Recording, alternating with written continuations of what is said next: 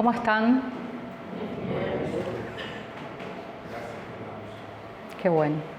Quiero agradecer a Dios, ¿no? por la semana que Él nos dio, nos regaló, con todas las cosas buenas y con todas las cosas malas, ¿no? Con momentos alegres, momentos de dificultades, y Dios conoce lo que cada uno vive en su semana, ¿no? Y la lucha que cada uno tiene. Pero lo bueno de todo que Él nos prometió que Él va a estar con nosotros todos los días hasta el fin del mundo, ¿no es así? Así que es momento para agradecer a Dios y para adorarle, porque como dijimos, Él es el único digno de nuestra adoración, de nuestro agradecimiento. Y como el Señor nos ama, como el Señor está con nosotros y como el Señor está haciendo una obra en la vida de cada uno y de su iglesia en general, Él trae su palabra para que podamos seguir creciendo, ¿no es así? Nosotros venimos hablando todo este mes sobre lo que Dios requiere de nosotros, ¿sí? Porque la serie del año fue justamente esta, ¿no? El Dios en quien nosotros creemos. Y como fuimos viendo cada tema, fuimos viendo quién es ese Dios en quien nosotros creemos, para que tengamos justamente esa seguridad, esa convicción, ¿no? Ese conocimiento de que servimos a un Dios todopoderoso, a un Dios de gracia, a un Dios de misericordia, a un Dios que está atento a sus hijos, ¿no? Y que está obrando en cada uno de nosotros. Y Él obra también a través de su palabra, dándonos, ¿no? Como padre, siempre hay un requerimiento, ¿no es así? Los que son papás siempre están, bueno, hijos, yo requiero de vos esto. Y nuestro Padre Celestial también. Y estuvimos viendo lo que Dios requiere de nosotros a través de las cartas del Apocalipsis, ¿sí? ¿Se acuerdan cada tema? ¿Qué fue lo que Dios estuvo hablándonos a través de cada iglesia? Que el mensaje de Jesús a cada iglesia, Él hablaba según la situación y la condición de la iglesia, y Jesús les pedía algo a esa iglesia, ¿no? Y entendimos de que todo ese mensaje, todos los mensajes a todas las iglesias en realidad es para nosotros hoy, como iglesias de Jesús. Es para la iglesia de Jesucristo de todos los tiempos, ¿sí? Desde ese tiempo que Jesús mandó esas cartas hasta las últimas personas, las últimas iglesias que se van a levantar hasta que Jesús regrese. Hoy Jesús nos habla a nosotros. Estuvimos viendo el mensaje a Éfeso. ¿Qué era lo que Dios requería de Éfeso? Que volvamos ¿a qué? Al primer amor. ¿Sí? Que volvamos al primer amor. Después, la otra era que seamos fieles, ¿sí? Que seamos fieles, que permanezcamos fieles a Él. Después era arrepiéntete, ¿no? Porque Dios traía una palabra a la iglesia de Pérgamo y decía que la iglesia se arrepienta de sus pecados y que vuelva a Él. Después se habló también de que Dios requería de la iglesia de Sardis que seamos íntegros, ¿sí? De corazón. El sábado pasado el pastor Lucas habló de que tenemos que ser constantes, de permanecer constantes, ¿no? Entonces, fíjense lo que Jesús requiere de nosotros: que volvamos al primer amor, ¿sí? Que seamos fieles a Él, que seamos constantes, que nos arrepintamos de nuestros pecados, que seamos íntegros. Y hoy, en la última carta, que es la carta a la Odisea, en el capítulo 3 de Apocalipsis,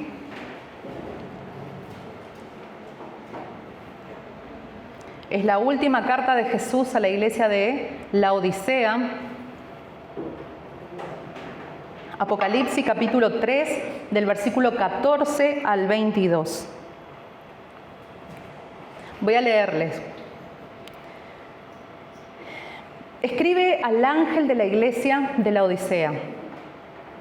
Esto dice el Amén, el testigo fiel y veraz, el soberano de la creación de Dios.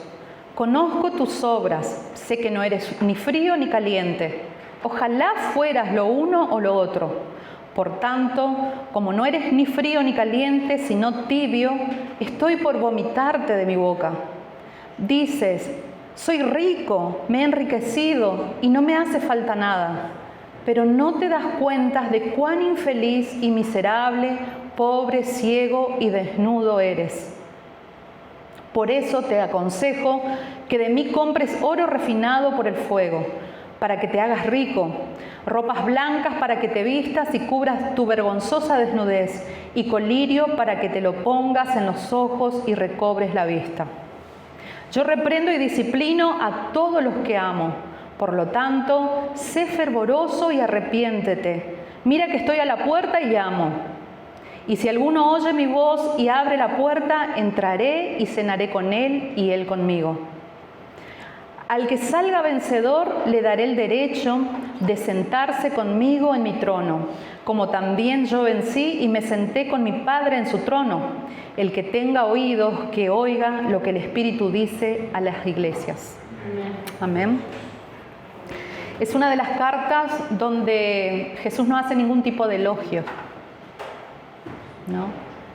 Jesús tampoco va a encontrar en esta iglesia, no hace ninguna reprensión, como por ahí hizo en otras que tenían, por ejemplo, falsos profetas. No tenían problemas con la palabra, con la doctrina. Es interesante porque era una iglesia que no tenía problemas con falsos profetas, no tenían problemas con la doctrina, con la palabra, no tenían problemas, o sea, parecía que no tenía ningún tipo de problema. Era una iglesia normal, ¿sí? Era una iglesia normal que estaban sirviendo al Señor. ¿Dónde? En la Odisea. Pero justamente a esa iglesia Jesús viene y le dice algo muy fuerte. Y yo analizando todo, porque sí, bueno, ¿qué Jesús requiere de acá? Parece arrepentimiento, sí parece, pero ¿qué tiene que ver todas las cosas que Jesús está hablando? ¿Qué es lo que Jesús está pidiendo a esta iglesia? Y llegué a la conclusión que Jesús está pidiendo a esta iglesia intimidad. Que seamos íntimos de Él. Y quizás, o sea, tiene que ver con, si vos mirás así o lees rápidamente, va a decir, bueno, Jesús quiere que yo me arrepienta. Sí, siempre cuando hay pecado el Señor nos va a pedir arrepentimiento. Cuando Él habló a Pérgamo era exclusivamente arrepiéntete. Era eso lo que el Señor realmente estaba pidiendo y era solamente eso. Pero acá el Señor está hablando de intimidad, ¿sí? De fervorosos. De no ser tibios, de que Él está golpeando y quiere entrar y comer con nosotros. Y vamos a ver qué significa eso, ¿no? Cuando la Biblia habla de comer juntos, de compartir una comida, está hablando de ¿qué? De comunión. ¿No es así? Y es eso lo que Jesús está pidiendo a esta iglesia. Pero, como dije, es una iglesia que parecía que no le faltaba nada. Y vamos a ver por qué. Bueno, primero siempre damos una introducción, ¿no?, de dónde estaba la Odisea. Sabemos que esas iglesias se encontraban en Asia. Dice que la Odisea era la puerta de entrada de Siria, ¿sí? Primero era como la puerta de entrada de ese continente y entraba directamente a Éfeso primero, pero era una ciudad que estaba, digamos, enfrente de todas las demás. Y era una ciudad que se destacaba porque tenía un nivel económico muy alto, porque tenía muchas riquezas, porque tenía una situación económica muy buena. Se destacaban, ¿saben por qué? Por la venta de lana negra, donde eso llevó a que la ciudad sea muy conocida por su lana negra, y era un lugar donde la moda era el auge de ese lugar. Imagínense, no era Roma sí, pero si querían moda, si querían ropas que estaban a la moda, ¿dónde iban? A la Odisea, porque era muy conocido por su lana y por las ropas que hacían y toda la industria textil de ese lugar. Entonces, ¿a dónde iban a comprar ropa? A la Odisea, ¿sí? Pero también había otra cosa que los destacaba, que era un centro medicinal. Qué interesante, ¿por qué? Porque ahí es donde ellos encontraron o fabricaron un ungüento o un colirio, digamos, que era para la vista. En ese lugar se fabricó un remedio para la vista, un ungüento para los ojos. Entonces, las personas que tenían problema de vista y también dice que de oído, ahí en ese lugar era donde se fabricó el remedio para eso. Pero no solamente por eso era conocido, ¿Por qué también? Por sus aguas termales, ¿no? Por eso dice que esa ciudad en un primer momento se llamaba Diospolis, que significa ciudad de Zeus o ciudad de los dioses. Pero cuando un gobernador, dice el gobernador sirio Antíoco II conquistó esa ciudad, fue con su esposa y él fue a conquistar y él quería destruir la ciudad. Pero dice que su esposa le pidió que no la destruyera. ¿Por qué? Porque le gustó mucho las aguas termales. Entonces él dijo, bueno, yo no la voy a destruir, pero vamos a cambiar de nombre, vamos a poner la Odisea. ¿Por qué? Porque su esposa se llamaba la Odisea. Entonces la Odisea es, digamos, por causa de esta mujer que le gustó tanto esa ciudad, sus aguas termales, que el gobernador dijo, bueno, no la vamos a destruir. Entonces vamos a hacer de ella una ciudad donde sea fuerte, ¿no? Económicamente, y vamos a vender las aguas termales. Y ahí vamos a ver que después surgió y dio resultado. Y es interesante porque Jesús, Él siempre, a cada carta, si ustedes prestaron atención, siempre Jesús se va a presentar, o el mensaje que Jesús va a dar a cada iglesia, tiene que ver con las características de la ciudad. Tiene que ver con las características de la ciudad. Y vamos a ver cómo Jesús se presenta a esta iglesia, ¿no? Acuérdense, entonces, ¿cuáles eran las distinciones de esta iglesia? Se caracterizaba por su situación económica, estaba bien posicionada, ¿sí? Era una ciudad próspera por causa de la industria de la lana negra, de la moda, de sus aguas termales y del centro medicinal, que vendían ungüento para los ojos, colirio para los ojos. Y era una ciudad donde también el agua, o sea, no tenían agua para tomar ahí. Entonces ellos traían agua de otra ciudad. ¿Sí? Traían agua de otra ciudad. Pero cuando llegaba el agua a la ciudad de la Odisea, dice que siempre llegaba agua tibia. ¿Sí? Porque había mezcla de algunos minerales. Y dice que ese mineral eran aguas termales ricas en carbonato de calcio. Y cuando llegaba a la ciudad, su temperatura era tibia. Y cuando ellos tomaban eso por causa de los minerales, ¿qué generaba? Náuseas. ¿Ganas de qué? De vomitar. Entonces Jesús agarra todo eso y Él va a hablar justamente, va a contextualizar. Va a contextualizar con el mensaje que Él tiene para la iglesia. Hermanos, yo quiero que nosotros entendamos una cosa del tema de la contextualización que Dios hace y qué significa eso. La contextualización es esto, es llegar a un lugar, ver cómo es el lugar, ¿sí? Por ejemplo, los hermanos están yendo a Concordia, ellos están viendo cómo es la cultura, cómo son las personas, ¿no?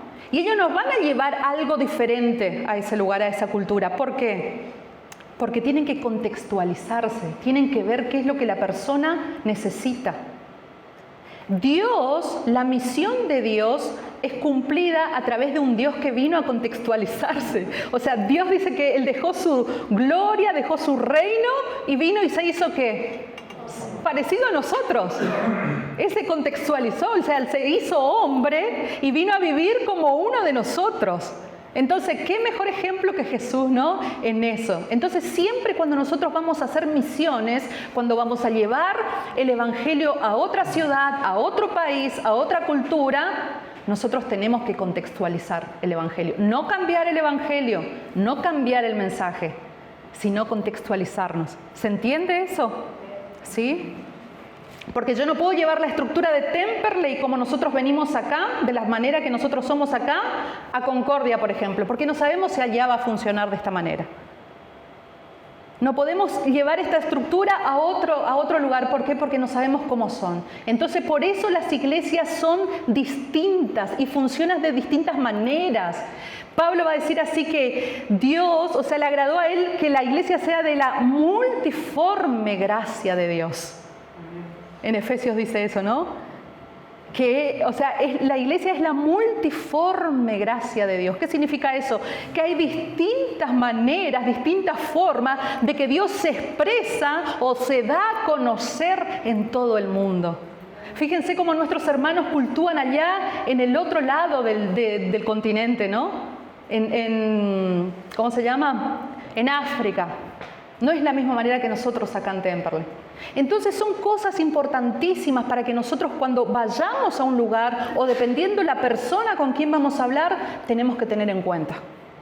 Porque Jesús nos enseñó eso cuando Él vino y se hizo hombre. Amén. Entonces, para que vayamos abriendo nuestra mente y decir, bueno, yo voy a predicar, pero tengo que ver todas estas cosas para que el mensaje del Evangelio llegue fácilmente a esas personas que necesitan ser salvos. Amén. Bueno, entonces Jesús se presenta. ¿Y cómo se presenta Jesús? Él dice así: esto dice el Amén, el testigo fiel y veraz, el soberano de la creación de Dios. Jesús está diciendo, yo soy el Amén. ¿Y qué significa eso? El Amén es un término hebreo que significa verdad. Es como una confirmación, es esto, es así. Y Él va a decir así, yo soy la verdad, pero usa otra palabra, yo soy el Amén, o sea, no hay otra cosa. Soy el Amén, yo soy la verdad, yo soy el testigo fiel, ¿sí? El que se presenta y el que da hasta su vida, ¿para qué? Para defender esa verdad. Porque testigo es eso, es dar tu vida por una verdad.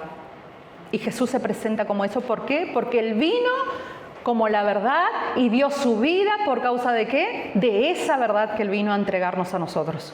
Y Él se presenta a la iglesia de la Odisea siendo la verdad, aquel que se puede confiar, aquel que es digno de confianza, aquel que es firme, aquel que es seguro, aquel que es sólido. Y también Él dice así que el título de testigo fiel y verdadero es testigo que dice la verdad. Y después como el soberano de la creación o el origen de la creación en otras versiones, significa que Cristo es el origen de la creación de Dios. En Él comienzan todas las cosas, en Él fueron creadas todas las cosas. Y Él no solamente creó, sino que hoy Él sigue sustentando toda la creación. La creación, fíjense, si nosotros nos ponemos a pensar en la creación de Dios, no solamente la tierra, los planetas, el universo, las estrellas, ¿no? Todo lo que existe, todo está sustentado porque Jesús está sustentando todo lo que existe. Es la creación de Dios. Nosotros no caemos muertos, ¿por qué? Porque Jesús nos sustenta, porque somos creación de Él. El mar, ¿por qué no viene e inunda toda la tierra? Porque Jesús le pone el límite y le dice, hasta acá llegás. ¿Se entiende lo que significa que Jesús es el origen y el que sustenta la creación? Entonces Él está diciendo eso, iglesia, yo soy confiable, yo soy sólido y yo soy el que te sustento, yo sustento todo lo que existe. ¿Sí? Y yo estoy en el control. Él dice, yo soy el soberano. ¿Qué significa eso? Que Jesús está en el control y Él es el que decide. ¿Sí? ¿Por qué Jesús se presenta de esa manera? Porque justamente Él va a dar una reprensión a la iglesia, ¿no? Y Él va a decir esto, yo conozco tus obras. Siempre digo, la otra vez que hablé de esto es como que cuando Jesús dice así, yo conozco tus obras, como que da temor. ¿Por qué? Porque hay alguien que te conoce. Hay alguien que está viendo todo, que no se le escapa nada de delante de sus ojos. Quizás nosotros venimos acá y podemos esconder ciertas cosas, nuestros pensamientos, ¿no? Lo que hicimos, lo que no hicimos, lo que pensamos, ¿no? Pero Jesús dice, yo te conozco y yo sé lo que hay dentro tuyo. Y delante de mí no se escapa nada. Y Él está diciendo, yo te conozco, iglesia. Yo sé quién sos. ¿Por qué? Porque en mí hay verdad. Y no solamente sé quién soy, sino que yo tengo la verdad sobre quién sos vos. Y eso es lo más interesante porque hoy, justamente en el mundo en que nosotros vivimos, la verdad es relativa. ¿Qué significa eso? Que cada uno tiene su verdad. Yo tengo mi verdad, vos tenés la tuya y así se vive hoy en día. Y así también es en relación a Dios y a cualquier cosa que vos plantees. No existe una verdad absoluta para el mundo. Inclusive hay algunos que se enojan cuando se habla de una verdad. Ya nadie acepta una verdad absoluta. Cada uno tiene su verdad. Y Jesús viene y dice, no, yo te conozco y yo soy verdadero. Y sé que lo que yo pienso de vos y como yo te estoy viendo, esa es la verdad. No importa lo que vos pensás de vos mismo. No importa lo que los demás piensan sobre vos. Importa lo que yo estoy viendo. ¿Sí? Entonces, Jesús, ¿sí? Él va a decir esto: yo conozco tus obras y sé que no eres ni frío ni caliente. Ojalá fueras lo uno o lo otro. Por tanto, como no eres ni frío ni caliente, sino tibio, estoy por vomitarte de mi boca. Qué fuerte, ¿no? Pero él toma esto, ¿por qué? Porque ellos tenían conocimiento de lo que significaba tomar agua tibia, ¿no? Ellos sabían de lo que produce tomar esa agua tibia. Producía esa ansia de vómito, ¿no? Y Jesús dijo, ustedes están siendo así como esa agua termal que ustedes están tomando y les produce náuseas de vómito. Ustedes están siendo de esa manera. Por causa de que ustedes no son fríos y no son calientes. Ustedes son tibios, ustedes están en el medio. ¿Y qué significa eso, hermanos? ¿No? Esta iglesia justamente, ella estaba totalmente ciega para sus propias necesidades. No veían lo que les estaba pasando.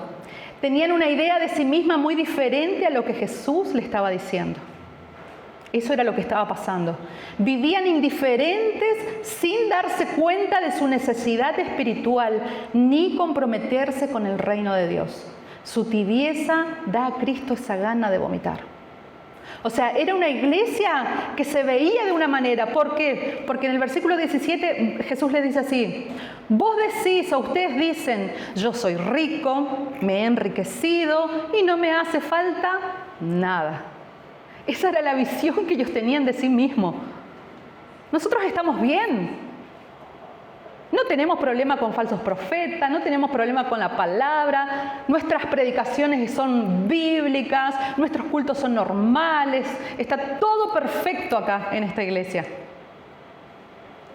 Venimos, cultuamos, adoramos, cantamos, escuchamos la palabra de Dios, servimos, vamos acá, vamos allá, hacemos esto, hacemos aquello.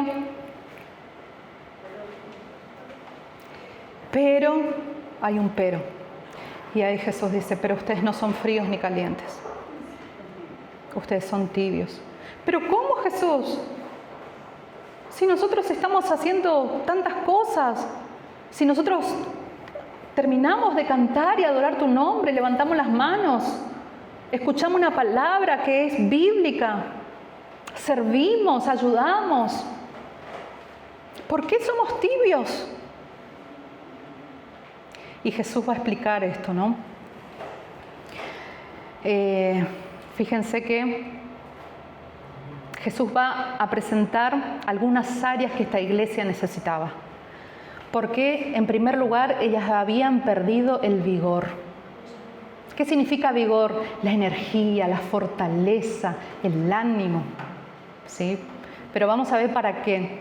La vida cristiana tiene 3 temperaturas espirituales y ahí justamente, ¿no? Jesús describe: o sos frío, caliente o sos tibio. Y la Biblia va a decir así que un corazón ferviente o caliente, ¿no?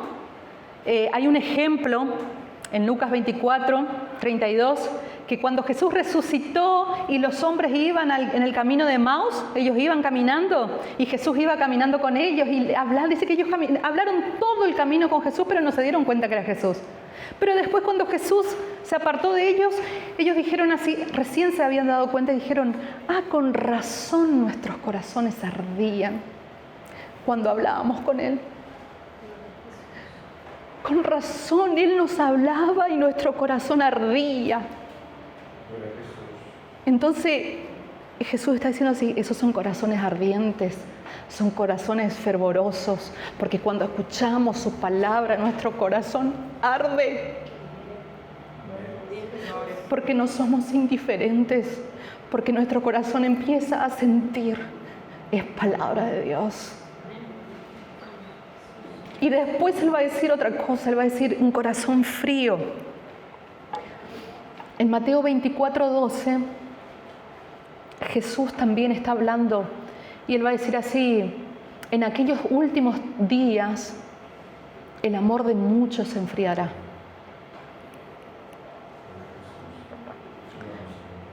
Y Él está relacionando, ¿no?, un corazón frío justamente con el amor. Y el amor no se trata de sentimientos, el amor se trata de actitudes, ¿no? De actitudes en base a lo que Jesús hizo por nosotros, que se entregó, dice, y no miró nuestra condición de pecadores, de enemigos de Él, sino que Él vino y se entregó incondicionalmente, dándolo todo, entregando su propia vida para sacarnos de la situación en que nosotros nos encontrábamos. Es de esa manera que Dios demostró su amor. Y Jesús está diciendo así, que en los últimos días, ¿cuándo empezó, hermano, los últimos días? ¿Se acuerdan? No estamos hablando de que en los últimos días cuando Jesús ya está por llegar. Los últimos días comenzaron cuando Jesús vino a la tierra. Ahí empezaron los últimos días. Cuando Jesús vino y nació como hombre y vivió y fue crucificado y después resucitó. O sea, los últimos días comenzaron en aquel tiempo. Entonces Él dice así, en los últimos días, o sea, desde el tiempo en que Jesús vino, el amor de muchos ya comenzó a enfriarse. Imagínense hoy cómo está el mundo, cómo está la iglesia. Cuando hablamos de iglesia, hermanos, hablamos de la iglesia invisible de Dios en todo el mundo, de todos los que fueron salvos a través de su fe en Jesucristo. Y Él dice así, ojalá ustedes fueran fríos o calientes. Y es raro, porque decir, bueno, pero frío es una condición tan triste. Pero ¿saben por qué Jesús dice, ojalá ustedes fueran fríos? Porque el frío puede todavía querer calor.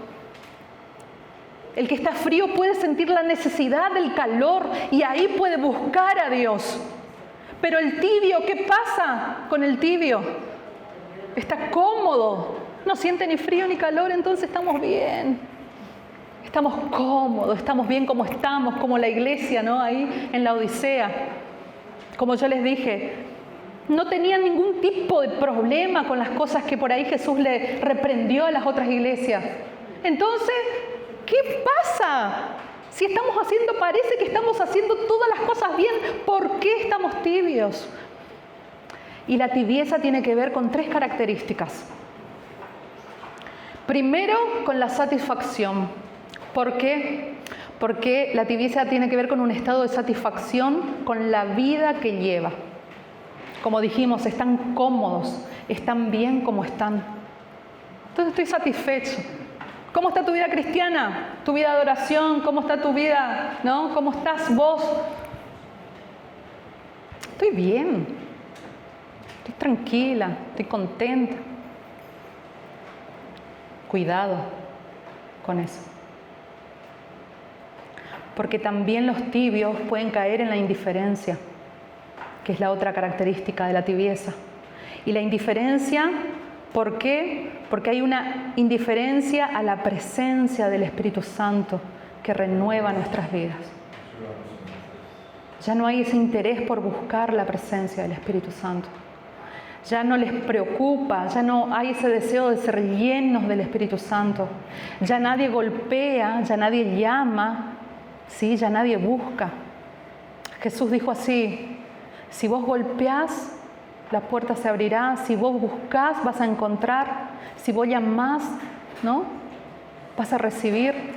¿Y de qué Jesús estaba hablando ahí? Él no estaba hablando de pedidos, Él estaba hablando de la presencia del Espíritu Santo. Él está diciendo así, Él hablaba en Mateo y le está diciendo, si ustedes llaman, Mateo 7, ¿no? Se les será abierto. Si usted busca, van a encontrar. Pero acá la iglesia ya no estaba llamando. La iglesia ya no estaba buscando. La iglesia estaba siendo indiferente.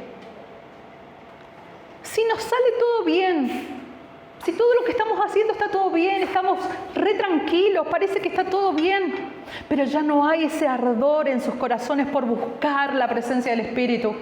Ya no hay ese anhelo de ser llenos del Espíritu Santo, de ser guiados por el Espíritu Santo. Ya muchos se cansaron de buscar el bautismo del Espíritu Santo para ser testigos hasta la muerte por causa del Evangelio de Jesús. Ya no hay esas ganas de por ahí buscar la presencia de Dios. Ya venimos al culto muchas veces y parece algo social nada más. Tomamos el venir a la iglesia como una actividad social. Hermano, esto no es una actividad social. Sí venimos, sí nos comunicamos, sí tenemos comunión, nos vemos. Pero venimos acá porque es acá donde adoramos al Dios creador de todas las cosas, aquel que es digno de ser adorado, de aquel que está atento y dispuesto para derramar su poder de una forma sobrenatural para capacitar y llenar a su iglesia. Porque saben que nuestra lucha es espiritual, porque el reino de Dios es espiritual.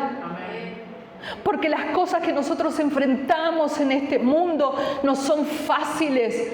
Tenemos enemigos que vienen en contra de nuestra fe para quitar nuestra fe. La palabra de Dios dice de esa manera, que el enemigo está como un león rugiente alrededor nuestro, queriendo devorarnos. ¿Qué cosa Él quiere devorar, hermano? Él quiere sacar tu fe, Él quiere destruir tu familia, Él quiere sacar tu autoestima, Él quiere destruirte, porque esa es la voluntad del enemigo.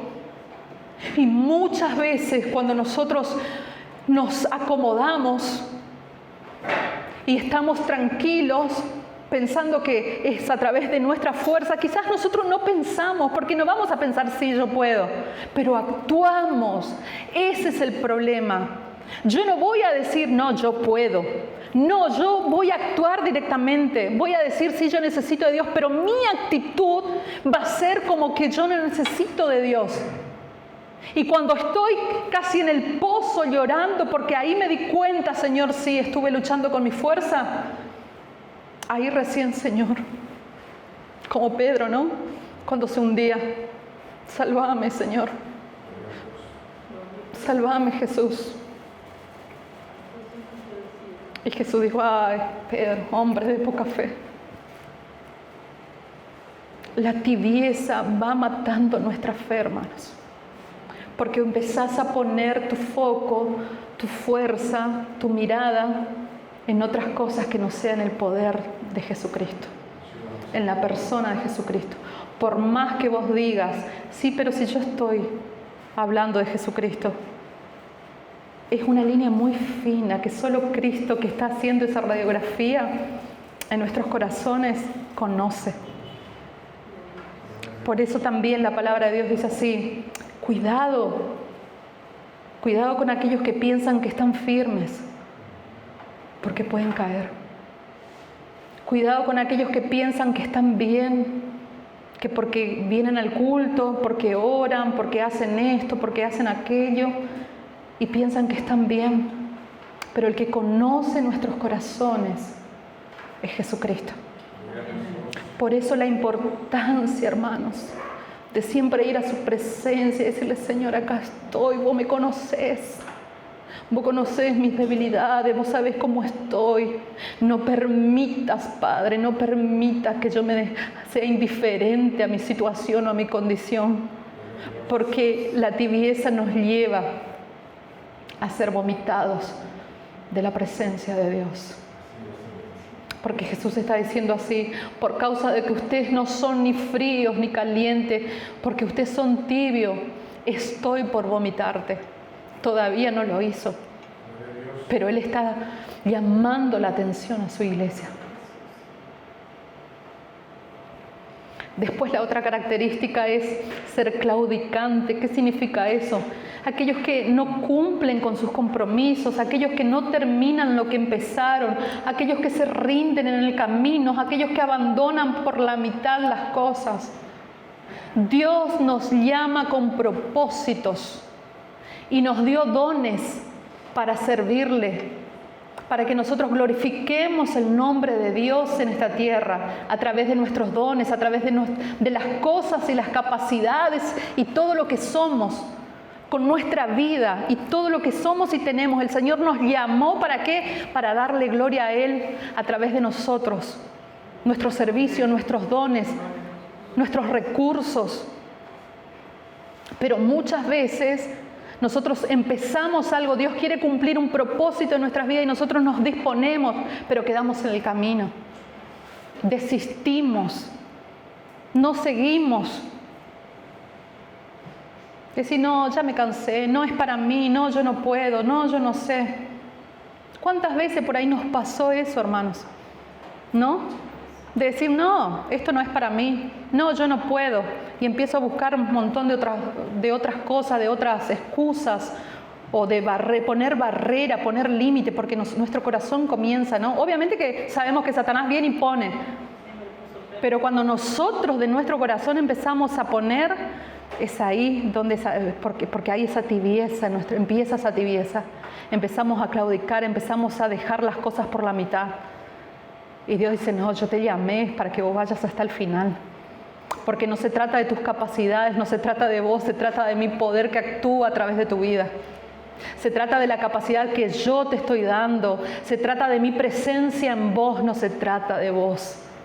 Ni siquiera de tus pecados. Se trata de mí. ¿Querés? ¿Querés? ¿A quién enviaré? Dice el Señor. Los campos están blancos. ¿A quién enviaré? ¿Será que estamos tibios? ¿Será que estamos dejando por la mitad aquello que el Señor nos dio para hacer?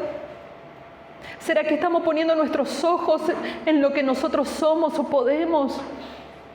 ¿O estamos confiando en aquel que nos llamó, en aquel que nos llama, en aquel que nos capacita y que nos envía a predicar su evangelio para la gloria de Él? ¿A quién enviaré? Isaías dice, envíame a mí, Señor. Envíame a mí, Señor. Entonces, la tibieza tiene que ver con esta situación. Después,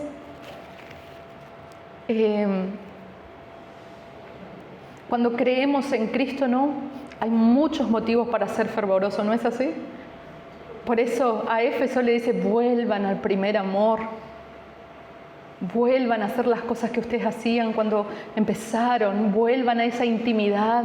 Vuelvan a confiar, vuelvan a creer. Y acá la Odisea le está diciendo, ustedes perdieron todo eso.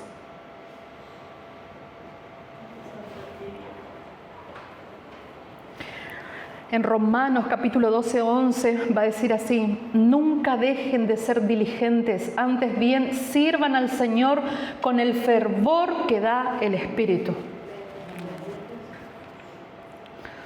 Entonces la Odisea se creía independiente, segura de sí misma, que no necesitaba nada. Cuanto más alimentaba esa actitud, más se deterioraba su poder espiritual. ¿Y Jesús estaba dónde? ¿Dónde Jesús estaba? ¿Adentro de la iglesia? Jesús estaba afuera, golpeando. Imagínense, hermanos, nosotros acá, adorando, cantando a Jesús, ¿no? O nosotros como iglesia, como templos espirituales, adorando a Jesús, hablando de Jesús, pero Jesús afuera. Che, déjenme entrar. ¿Acaso no es para mí el culto? ¿Acaso no soy yo el que tengo que estar ahí? ¿O para quién a usted le están haciendo culto? ¿Para quién? Esa era la iglesia de la Odisea.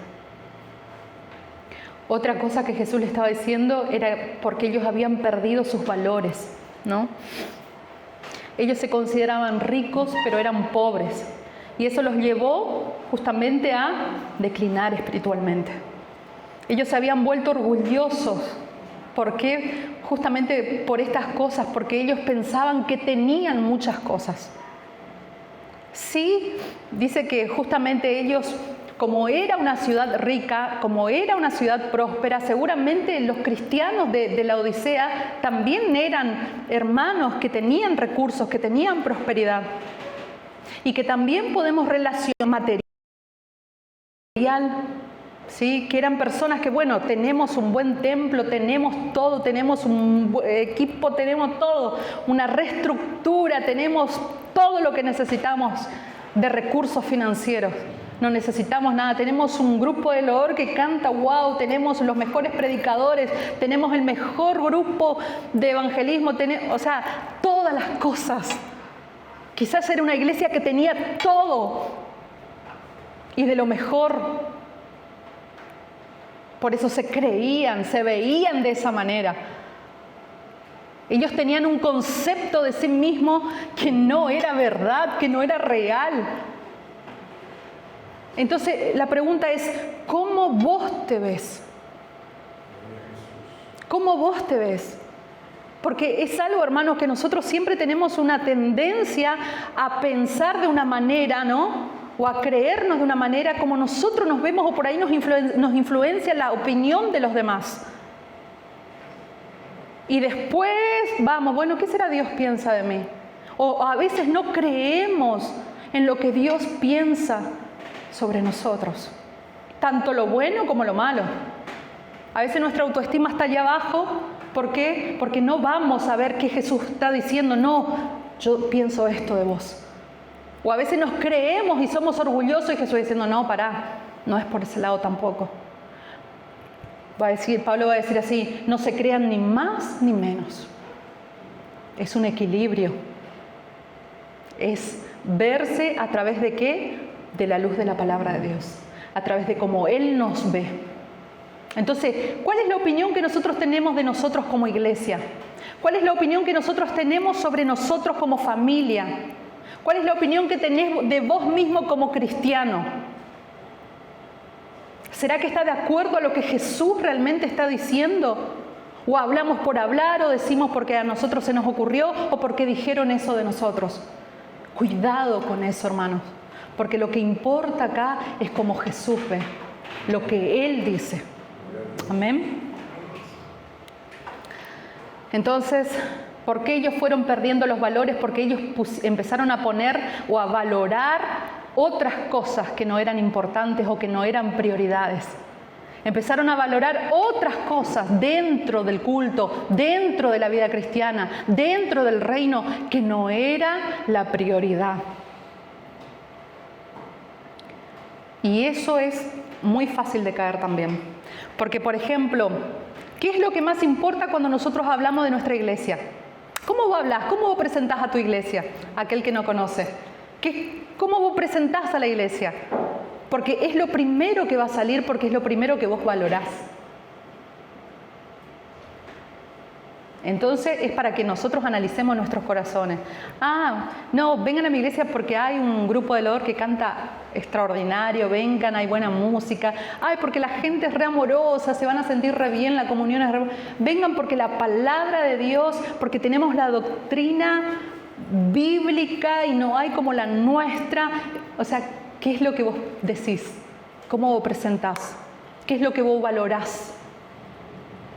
Porque tiene que ver con esto, hermanos. Tiene que ver con esto. Que ellos perdieron las prioridades. Ellos perdieron los valores. Fueron cambiando de lugar las cosas. ¿Sí? Después,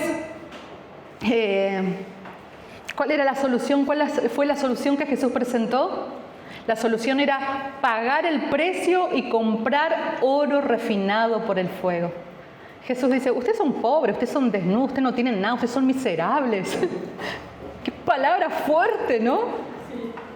¿Por qué? Porque era una iglesia que se veía y tenía orgullo de sí misma. No, nosotros somos ricos y no necesito de nada más, estamos súper bien. Y Jesús dijo, no, ustedes no tienen nada. Vengan y compren de mí. Vengan a mí, compren de mí oro refinado que pasa por el fuego. ¿Y saben qué significa eso, hermano? Tiene que ver con las pruebas. Tiene que ver con una fe que pasa por el fuego de la prueba para que salga refinada y se banque cualquier situación que tengas que pasar en este mundo. Porque las aflicciones vienen y vendrán, los días malos vendrán, pero si tu fe está siendo probada, vas a superar y vas a aguantar y pueden venir un ejército de demonios, pero vos vas a estar firme. ¿Por qué? Porque tu fe está puesta en Cristo. Y pasó por las pruebas y fue aprobada. Pero ¿saben qué? Hay que pagar el precio. Hay que pagar el precio de las pruebas. ¿Por qué? Porque significa muchas veces sufrimiento. ¿Quién quiere sufrir acá? ¿A quién le gusta sufrir? ¿A quién le gusta el dolor? Mañana va a ser un día sufrido. Contextualizando un poco. ¿No?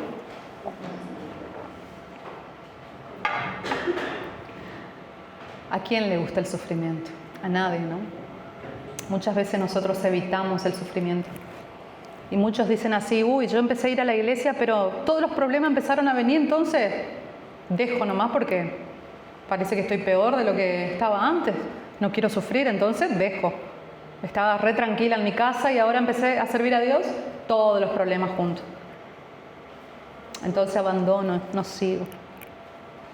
Cuando Jesús dice así, bueno, le estamos pidiendo, Señor, aumenta mi fe. Aumenta mi fe. Bueno, ¿querés aumentar tu fe? Y ahí vienen las situaciones, ¿no? Las circunstancias difíciles, las enfermedades muchas veces, los problemas de relacionamiento en la familia, ¿no? Las dificultades económicas.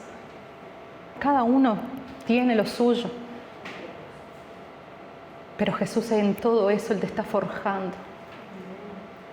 Es necesario el sufrimiento porque es el camino más rápido para llevar al pueblo de Dios a examinar sus prioridades. Jesús caminó hacia la cruz, siendo escupido, siendo torturado, insultado y todo lo que nosotros ya conocemos. Y Él dijo, Él se entregó a sí mismo. Y fue hasta el fin. Y cuando Él estaba allá arriba, Él dijo, Jesús, Padre, ya está consumado. Ya cumplí, Jesús, Padre. Y a veces nosotros nos duele algo, un problemita y ya queremos desistir. Ya no queremos seguir. Hermanos, Jesús, el sufrimiento es parte de nuestro proceso. Y esa palabra tan famosa hoy, ¿no? Porque se habla de proceso para todo. El proceso cuesta, el proceso duele. El proceso no, ¿cuál es el proceso? Es eso lo que Dios está tratando con nosotros y está puliendo nuestro carácter y duele y vienen crisis y todo y nosotros, ¡ay, Jesús! Y como siempre hago, ¿no? Siempre le cuento por ahí algunas experiencias mías. Y me pasó algo interesante justamente con esto, porque venía así en una etapa de proceso, ¿no? Donde en mis sentimientos, en mis pensamientos era, Señor, no doy más. No quiero más, no doy más. No tengo fuerza, no tengo ánimo y no quiero ver a nadie. De esa manera, ¿no?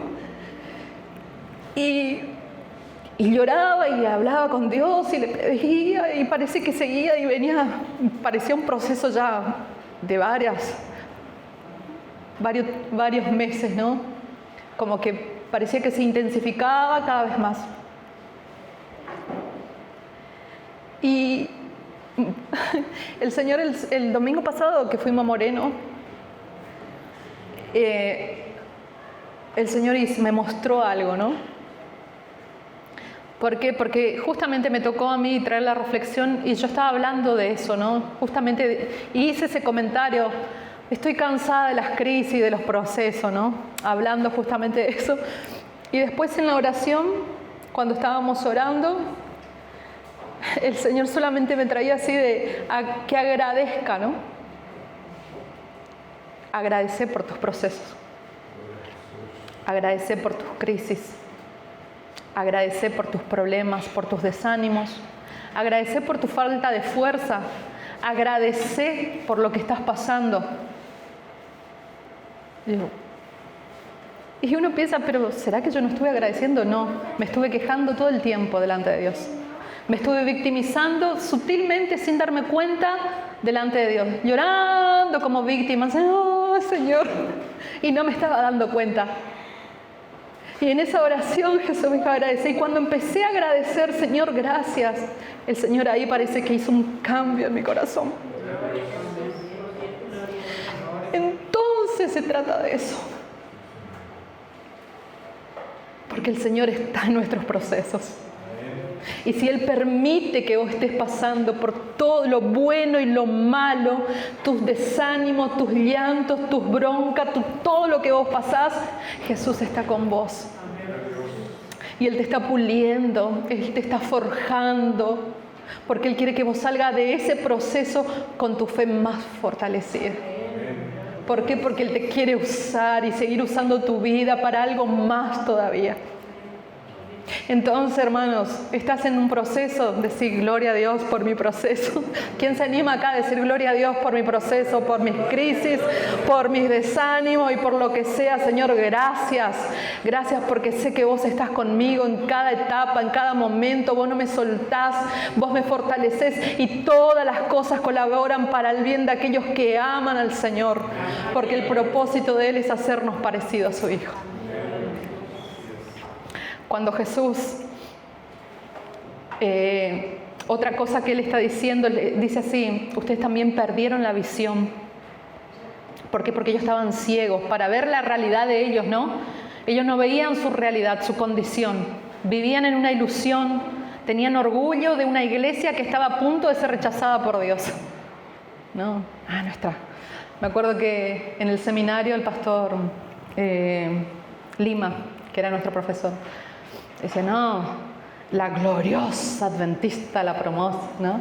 Porque nosotros tenemos orgullo de nuestra iglesia adventista de la promesa y somos muy, a veces fanáticos, ¿no? Somos muy pasionales y somos de expresar y amamos nuestra iglesia y defendemos y parece que en un momento, en un tiempo no había errores en nuestra iglesia y que estaba todo bien. Teníamos eso, ¿no? No, nuestra iglesia es así, baba. Y él dijo, como diciendo nuestra iglesia gloriosa, ¿no? La gloriosa iglesia, porque a veces tenemos un concepto de que la iglesia no tiene error, ¿no? Él dice, no, hermanos, nosotros estamos en un proceso también como iglesia y tenemos dificultades, tenemos errores, nos equivocamos, pero de eso se trata la iglesia de Cristo. ¿Sí? ¿Cuál es el concepto que nosotros tenemos? Y Jesús va a decir, ¿no?, que ellos estaban ciegos. Pero en 2 de Pedro, capítulo 1, del 5 al 9, dice así, Pedro va a decir esto, precisamente por eso, esfuércense por añadir a su fe virtud, a su virtud entendimiento, al entendimiento dominio propio, al dominio propio constancia, a la constancia devoción a Dios, a la devoción a Dios afecto fraternal y al afecto fraternal amor. Porque estas cualidades, si abundan en ustedes, los harán crecer en el conocimiento de nuestro Señor Jesucristo y evitarán que sean inútiles e improductivos. En cambio, el que no las tiene es tan corto de vista que ya ni ve y se olvida de que ha sido limpiado de sus antiguos pecados. Entonces esta iglesia quizás dejó de agregar todas estas virtudes, todas estas cosas y empezó a no ver. Y él dijo, si ustedes no van agregando estas cualidades, estos hábitos en sus vidas cristianas, ustedes se vuelven ciegos, ustedes no están viendo como Jesús está viendo, como ustedes quieren que vean, como Él quiere que veamos. Entonces dice, el que no tiene esto es corto de vista, que ni siquiera ve, ya no está viendo. ¿Por qué? Porque inclusive se está olvidando de que sus pecados fueron perdonados. Y se creen tanto que se olvidaron de dónde Dios los sacó. ¿Cuál era la solución para esto? Y ahí donde Jesús aplica esto, ¿no? Era aplicar sobre sus ojos ungüento. Era la ciudad conocida por el ungüento, el colirio, ¿no? Y Él dice así, compren de mí ungüento, no de la ciudad de ustedes. Compren de mí oro refinado, no de la ciudad de ustedes. Ustedes fabricaron ese ungüento para los ojos, pero yo tengo el verdadero ungüento para que ustedes puedan ver de verdad. Compren de mí, yo soy lo que ustedes necesitan. Yo soy lo que ustedes necesitan para que ustedes puedan ver de verdad. Compren de mí. La ciudad era conocida justamente por eso. ¿Y qué significa esto? Como Pedro nos enseña, cultivar hábitos saludables para nuestra vida espiritual. Para que nuestra manera de ver las cosas sean de acuerdo a la manera de Jesús y no a la nuestra. Por último, Jesús dice, si ustedes han perdido sus vestiduras, ¿sí? Ustedes están desnudos. La ciudad, como dije, era caracterizada porque fabricaban lana negra y era famosa por eso. La ciudad de la moda. Y Jesús relaciona también con esto. Ustedes se creen que tienen las mejores ropas, ¿no? Pero ustedes están desnudos. Ustedes no tienen nada. La ropa que ustedes usan no sirve. ¿No? ¿Qué significa eso? Simboliza los hechos de justicia de los santos. Tiene que ver con el carácter. Tiene que ver con buscar la santidad de Dios. Es vestirse de la santidad de Cristo.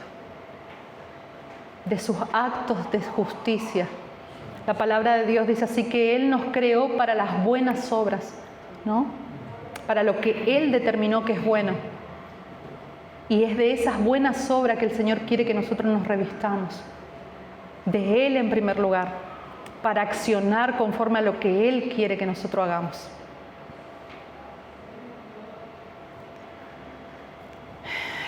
Entonces, el Señor termina haciendo 3 declaraciones. Primero, Él hace una explicación. Yo reprendo y disciplino a los que amo. Jesús todavía amaba aquella iglesia. Jesús todavía estaba llamando la atención de aquella iglesia como hijos y quería disciplinarlos como a hijos, porque el que ama, disciplina. Y por eso Él dice así, yo reprendo y disciplino a los que amo. Iglesia, yo los amo. Y si es necesario disciplinarlos, yo lo voy a hacer porque los amo. ¿Y cómo el Señor hace eso? Muchas veces es a través de ¿qué? De las circunstancias, nos disciplina. De las situaciones que vivimos, el Señor nos reprende para que a través de eso nosotros podamos darnos cuenta y buscar su presencia. Ponerlo a Él nuevamente en el centro de nuestras vidas y de nuestras prioridades. Segundo, el Señor hace una exhortación. Él dice así, sé pues fervoroso y arrepiéntete. Ellos debían arrepentirse de su orgullo y humillarse delante del Señor. Ellos necesitaban reavivar el don que había en ellos, ¿sí? De buscar nuevamente ese don que el Señor había derramado sobre ellos. En buscar la presencia del Señor con un corazón ferviente nuevamente. El Señor dice, sean fervorosos, no se conformen, no sean indiferentes a mi presencia, a mi palabra. Oren, busquen, llamen, no se conformen con la vida que ustedes llevan. No sean cristianos acomodados, sean cristianos llenos de mi Espíritu Santo.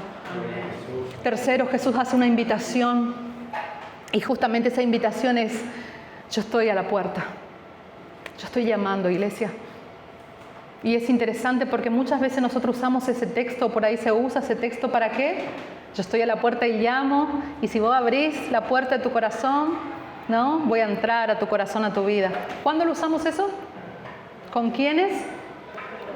Con los que no conocen a Jesús, ¿no es así? Con aquellos que están afuera de la iglesia. Y vamos a decir, no, Jesús te está golpeando el corazón, la puerta te está llamando. ¿Pero a quién Jesús le estaba hablando acá, golpeando la puerta de afuera? A la iglesia, a su iglesia, a sus hijos. Jesús estaba afuera golpeando y llamando para que abran sus corazones, para entrar y cenar con ellos. Por eso la invitación de Jesús es que seamos íntimos, porque tiene que ver con esto, con intimidad, hermanos. Jesús nos está invitando a volver a Él, a ser fervientes, a comunicarnos con Él, a hablar con Él. ¿Por qué? Porque podemos ser una iglesia que habla de Jesús, que trabaja para Jesús, que hace milagros para Jesús, que hace un montón de cosas usando el nombre de Jesús, pero no conoce a Jesús. No se relaciona con Jesús, no habla con Jesús, no sirve con Jesús. Y Jesús va a decir, en aquel último día ustedes muchos vendrán y me dirán, Señor, en tu nombre hicimos, en tu nombre hicimos milagros, en tu nombre expulsamos demonios, en tu nombre, Jesús, predicamos y se habló tanto de ti. Y Él va a decir, apártense de mí, porque yo no los conozco. Nunca vinieron a hablar conmigo, nunca vinieron a cenar conmigo, nunca vinieron a sentarse a charlar conmigo. Hicieron según sus fuerzas, hicieron según sus capacidades, pusieron su confianza en otras cosas, en sus recursos, pero a mí ustedes no me buscaron. Hermanos, es muy serio lo que Jesús está diciendo a su iglesia. Y es tan fácil caer en eso. Es muy fácil caer. Porque como le dice, podemos confundirnos. Porque hablamos de Jesús, porque hacemos para Jesús, porque Jesús nos usa, porque Él es un Dios de gracia y misericordia y no se trata de nosotros. Él usa hasta una piedra, un burro usó, no nos puede usar a nosotros. Pero Él dice, yo quiero tu corazón, yo quiero cenar con vos. Yo quiero que vos vengas a mí, que no importa nada, que lo principal sea mi persona en tu vida. Que cuando vengas al culto no importa si la música sale bien, si hay ruido, no importa nada. Importa que vos viniste a adorarme a mí. Porque yo soy el centro de todas las cosas y el que sustento todas las cosas. Y esa es la intimidad que el Señor quiere. Porque hay una diferencia entre ser familiarizado y ser íntimos. Y la diferencia es que Jesús usa justamente una historia, porque dice que Él fue a su ciudad natal, que era Nazaret, y fue a la sinagoga y ahí empezó a enseñar. Y dice que ahí en ese lugar la gente que lo conocía desde chiquito empezaron a preguntar, ¿acaso no es este el hijo del carpintero? ¿Acaso no son sus hermanos José? O sea, conocían a Jesús porque Él nació ahí, en Nazaret, y creció ahí. Y dice que Él salió de ese lugar y no pudo hacer muchos milagros, porque la gente era incrédula. Y ahí Jesús usa ese texto, ¿no? ¿Cómo es el texto que no hay profeta en su tierra? Nadie es profeta en su propia tierra, ni con sus parientes, ni en su casa. ¿Cuántas veces nos cuesta, no? En casa. Y hasta Jesús. ¿Pero por qué? Porque dice que ellos eran incrédulos. Entonces ellos eran familiarizados, ellos conocían a Jesús, pero ellos no tenían intimidad. Es como aquel que es fan de un famoso, ¿no? Vamos a usar a Messi, ¿no? ¿Quién no conoce a Messi hoy en día? ¿No? Hay un fan de club de Messi, conoce, y los fans de club se caracterizan por conocer los detalles, la comida que le gusta, las cosas que hace, ¿no? Todo conoce el fan de club de un famoso, ¿no? Pero esos fans no entran a la casa de Messi. Los fans no conocen la intimidad de Messi. Conocen todo, pero no son íntimos de él. Entonces Jesús dice, bueno, ustedes pueden conocer un montón de Biblia, conocer un montón de mí, hablar un montón de mí, hacer un montón de cosas por mí, pero la pregunta es, ¿ustedes son íntimos de Jesús? ¿Somos íntimos de Él? ¿Dejamos que el Señor nos hable y que nos revele cosas? ¿Dejamos que el Señor haga lo que Él quiere en nosotros? De eso se trata, hermanos. De ser íntimos. ¿Sí? Entonces la conclusión es esta. Esta carta es la más dura y la más blanda, ¿no? Nos hace una invitación a todos. Jesús no quiere quedarse afuera de nuestra vida, de nuestra iglesia. Él quiere entrar a comer, pero es necesario examinarnos a nosotros mismos. Darnos cuenta de que nada tenemos y nada somos. Que es más, le hemos ofendido a Él. Por lo tanto, arrepintámonos. El Señor nos llama a esa intimidad. No dejes que tu corazón quede tibio. Amén. Vamos a orar. ¿Hay alguien en este lugar donde quiere realmente volver o se siente en ese estado y dice, yo quiero volver a que mi corazón vuelva a arder? Arder por su palabra, arder por su presencia, arder por Jesucristo. Y yo quiero que oremos y que no nos cansemos de buscar, que no desistamos de buscar, porque de eso se trata.